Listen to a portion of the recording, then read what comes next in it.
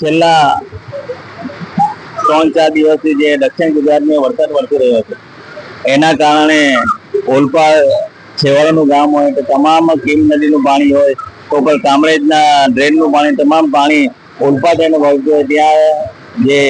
10 થી 12 જેટલા ગામો છે અને ખાસ કરીને જે હળપતિ વિસ્તાર છે જે નીચાણવાળા વિસ્તારમાં છે બધા જ હળપતિના ઘરની અને પાણી અંદર ઘૂસી ગયું હતું. સરકારથી તરફથી લગભગ 80-90 લોકોની સર્વેની ટીમ આવી હતી, સર્વે કરી ગયા છે, એમને જમવાની પણ વ્યવસ્થા કરી હતી. પણ આજે એક સહાન્ય પ્રયત્ન સુરત ગ્રામ્ય પોલીસ દ્વારા આજે ઓલપાડના 10 થી 12 જેટલા આદિવાસીઓને એમને અનાજની કીટ, એમાં લોટ, તેલ, ચોખા, મરી મસાલો અને તમામ પ્રકારની કીટ તૈયાર કરીને એક નવો પ્રયત્ન કરીને એમણે લોકોની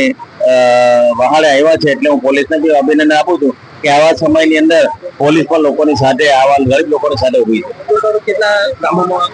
લગભગ 2000 જેટલી કીટો બનાવી છે, લગભગ 10 થી 12 જેટલા ગામોમાં અમે વહેંચવાના છે. સુરત ગ્રામ્ય પોલીસના રેન્જ આઈજીપી શ્રી પ્રેમવીરસિંહ સાહેબ સુરત રેન્જના અને સુરત જિલ્લા પોલીસ અધિક્ષક શ્રી રાજેશ ગઢિયા સાહેબના માર્ગદર્શનમાં ઓલપાડ પોલીસ સ્ટેશનના અધિકારી, કર્મચારીઓ, જવાનો દ્વારા પૈસા પોતે ફાળો એકત્રિત કરી અને સહયોગી સંસ્થાઓનું અનુદાન લઈ અને આવી વસ્તી જ્યાં પૂરગ્રસ્ત વિસ્તાર છે, સાયણ વિસ્તારની અંદર જ્યાં પાણીના પૂર ભરાયા હતા, એમાં જે સામાન્ય પરિસ્થિતિમાં જીવતા લોકો છે એમને રાશન કીટનું વિતરણ કરવામાં આવ્યું છે. આ રાશન કીટની અંદર જીવન જરૂરિયાતની વસ્તુઓ, ખાસ કરીને રસોઈ બનાવવાની વસ્તુઓ, અહીંના જે સામાન્ય લોકો છે જેમને રોજી લેવામાં થોડી તકલીફ પડે એવા લોકોની અંદર વિતરણ કરવામાં આવ્યું છે. અને આ કાર્યક્રમની અંદર અહીંના સ્થાનિક પૂર્વ મંત્રી શ્રી મુકેશભાઈ પટેલ, જે હાલના ધારાસભ્ય શ્રી તેઓ અને સાયણ ગામના અગ્રણી માણસો,